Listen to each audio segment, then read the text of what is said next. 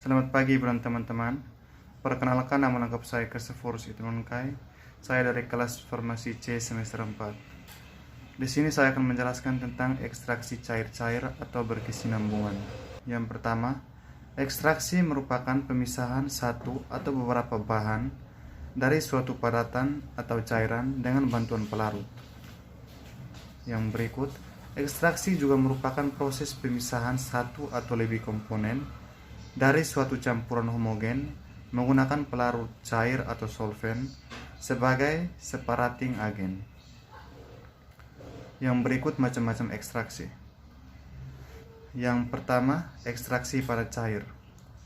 Pada ekstraksi pada cair, satu atau beberapa komponen yang dapat larut dipisahkan dari bahan padat dengan bantuan pelarut. 2. Ekstrak cair-cair. Pada ekstraksi cair-cair, satu komponen bahan atau lebih dari suatu campuran dipisahkan dengan bantuan pelarut.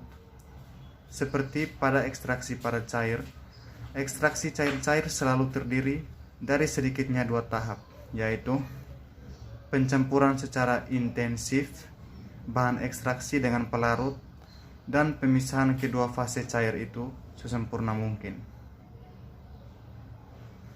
Yang berikut prinsip kerja ekstraksi cair-cair. Prinsip kerja ekstraksi cair-cair adalah pemisahan senyawa yang mempunyai perbedaan kelarutan pada dua pelarut yang berbeda. Dalam hal ini, ekstraksi cair-cair digunakan untuk memisahkan satu atau lebih senyawa menggunakan dua pelarut yang tidak saling bercampur, di mana senyawa akan terdistribusi di antara dua fase sesuai dengan derajat kelarutannya yang kemudian masing-masing jenuh dan terjadi pemisahan.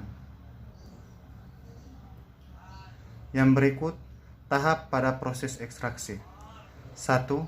Mencampurkan bahan ekstraksi dengan pelarut yang membiarkannya saling kontak. 2. Memisahkan larutan ekstrak dari refinat. 3. Mengisolasi ekstrak dari larutan ekstrak dan mendapatkan kembali pelarut.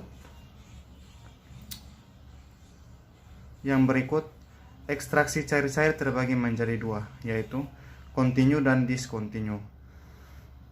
Pada kontinu, ekstraksi jenis ini, pelarut terus-menerus mengalami kontak dengan bahan induk. Pelarut dapat digunakan lagi untuk ekstraksi, tetapi dalam proses pendaur ulangan, pelarut dibutuhkan panas. Yang berikut diskontinu.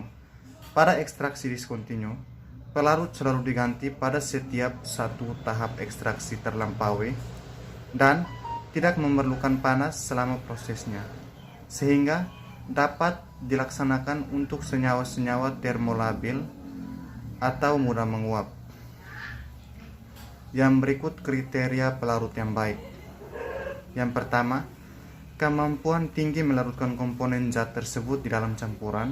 Yang kedua, kemampuan tinggi untuk diambil kembali. Yang ketiga, perbedaan berat jenis antara ekstrak dan rafita dan rafinat lebih besar.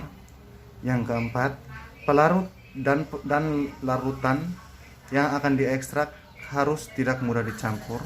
Yang kelima, tidak mudah bereaksi dengan zat yang akan diekstraksi. Yang keenam, tidak merusak alat secara korosi. Yang ketujuh, tidak mudah terbakar dan tidak beracun dan harganya relatif murah.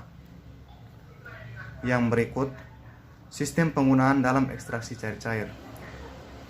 Dalam ekstraksi cair-cair, terdapat dua macam sistem penggunaan, yaitu kromatografi fase normal dan kromatografi fase terbalik. Kromatografi fase normal terbagi atas tiga. Yang pertama, fase gerak nonpolar atau X-heksana isopropil ether. Yang kedua, fase diam sangat polar X-air.